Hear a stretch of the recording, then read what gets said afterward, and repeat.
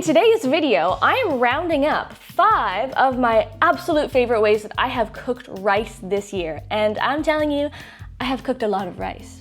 I have just deep dived into so many different cultural cuisines this year, and I've learned a lot about rice dishes, and there's just so many incredibly delicious ways to make it, as rice is a staple food item in kitchens across the globe, and there's so many incredible ways to make rice taste delicious. So if that sounds good to you and you are a rice lover like myself, make sure you subscribe below. And let's get into these recipes, starting with number 5 in my countdown. We're keeping it simple but delicious today. We're gonna get a start on our prep. So you're gonna need an onion, about 4 cloves of garlic, and half a pound of mushrooms. Brown or white is fine. And we're just going to chop them all up so we can get them cooking in the Instant Pot. So now we're gonna get our Instant Pot heating up. Now that it says it's hot, we're just going to add a tablespoon of vegan butter plus a tablespoon of olive oil. And then once the butter is hot and melted, we can just go ahead and add our sliced mushrooms. Give everything a good little stir. Let those cook down for about 3 minutes. Perfect. And once the mushrooms have reduced by about half and gotten nice and golden brown, we can add our finely minced garlic and onion. Give it a stir, and then we're just gonna let everything continue to cook down for about 3 or 4 minutes longer. Now we can add 1 cup of arborio rice. This is the only kind of rice you want to use when you're making a risotto because it gets really starchy and makes the risotto super creamy. Then we're gonna add in some spices. I have half a teaspoon each of rosemary and sage, a teaspoon each of salt, oregano, and basil. Give that all a good stir, and we're just gonna let the rice kind of toast a little bit with the spices and kind of saturate a little bit in the oil and butter for just a couple minutes. Now we can add our 2 cups of veggie broth right into the pot. Give everything a little stir to combine. Pop the lid on your Instant Pot.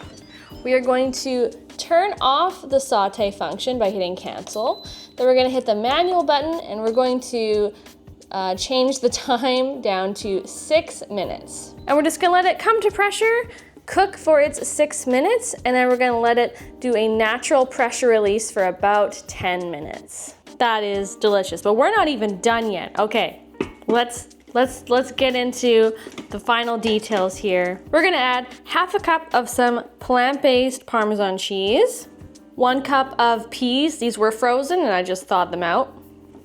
So we're gonna add 1 whole teaspoon of truffle powder, and oh my gosh, this is gonna be so ridiculously good. Boing. Now we can just stir everything together and get that cheese in there. Peas and cheese and truffle, please. Sorry, just pop the lid back on, just loosely. Let that melt together for a couple minutes. Nice big meaty slices of mushroom. Sweet peas, it's creamy, it's a little salty and savory. Oh, and the truffle powder takes it up to the next level. Next, we've got Mexican rice, and it's ridiculously good for how simple it is to make. I can scarcely even call it a recipe because you really only need 5 ingredients: corn, cooked rice, black beans, salsa, and chili powder. It's a nice lazy meal, but it's also a fabulous side dish with your favorite Mexican recipes. This recipe requires canned black beans, salsa, cooked rice, fresh or frozen corn, and some chili powder. So we're gonna start by first warming up the corn and the black beans in a large saute pan for about 5 minutes or so until they are thoroughly heated through, until they're basically steaming hot. Then we're gonna add in the cooked rice and the chili powder. You can also use ancho chipotle powder if that's what you have, and then basically just give it all a really good stir until the rice is well combined into the beans. Now you wanna add a good quality salsa. It could be homemade, it could be your favorite jarred version, and just stir that in. You can use whatever spice level you like. I'm pretty sure I used medium spice here. And then you're just going to incorporate the salsa, mix it through the entire rice dish until it's this lovely kind of reddish color. Once it's cooled down for about 5 minutes, I personally like to squeeze a bit of lime juice over the whole dish and garnish a little bit of fresh cilantro on top. It is so good. It's still delicious delicious without, but if you do have lime juice and cilantro, I highly recommend you don't skip this. This recipe is perfect if you already happen to have day-old rice, but it still works if you just want to quickly cook up a batch of rice in a rice cooker. It doesn't take that long, and then you can proceed with the recipe as I've just shown you. And then one last thing you can do when serving is you can either top it with a dollop of vegan sour cream or a few slices of fresh avocado, and then it makes it a really nice and balanced meal with carbs, protein, and a little bit of healthy fat. And it is just, oh my gosh, so good, you guys. This meal is also perfect for meal prep because if you make a big batch like I did, this could last you like several days or up to a full work week. If you've never heard of or tried Mujadara, you are about to discover one of your new favorite rice dishes. It is just a splendid way to eat rice. This is 2 tablespoons of cumin seeds. Now we can go right ahead and add in our sliced onions and a generous pinch of kosher salt.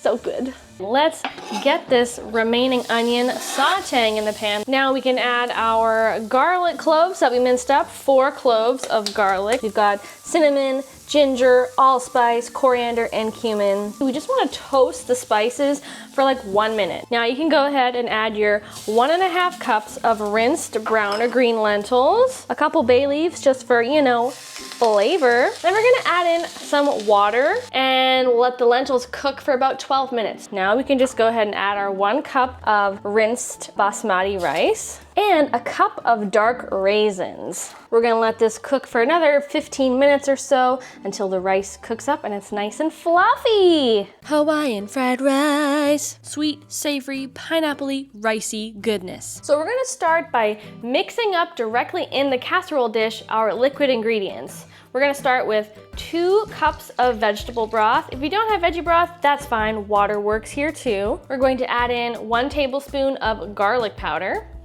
2 tablespoons of soy sauce, or if you're gluten-free, you can use tamari. We're gonna add 2 tablespoons of mirin, which is like a sweet, kind of fermented liquid sweetener, and it is delish. And then lastly, for the liquids, we're gonna add 1 tablespoon of sesame oil. Give it all a good whisk so that the garlic powder dissolves for the most part and the oil is evenly dispersed. Next, we'll add 1.5 cups of jasmine rice or white basmati rice, but first make sure you rinse it. In goes the rice. 1 cup of frozen peas. 1 can of diced pineapple. If you can get the pineapple in smaller chunks, that is ideal. Mine's a little bit large, but that's fine. About 3/4 teaspoon of Chinese 5-spice, a few grinds of black pepper, and lastly, an entire batch of tofu scramble. This is 1 block of extra firm tofu. So we're getting some good plant-based protein in here. And now just give everything a really good mix to combine. We want everything to be evenly dispersed. Press everything down so that everything's kind of level and sort of a little bit submerged under the liquids. Kind of as best as you can. This is good enough. Now we're just gonna cover that with some foil.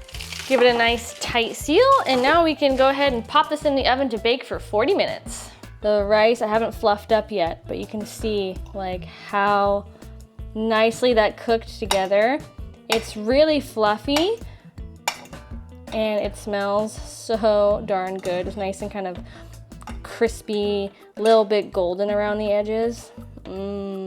We have made it to my favorite rice dish of the year, people, Greek lemon rice. Oh my gosh, it is just so flavorful. It's tangy and herby, garlicky, lemony. You make it in 1 pot with a bunch of simple ingredients and it makes any Greek feast complete. We're just going to first start by warming up about 1 tablespoon or so of oil. Incoming chopped onion. Add in our rinsed white rice. Now let's add the lemon zest and the garlic.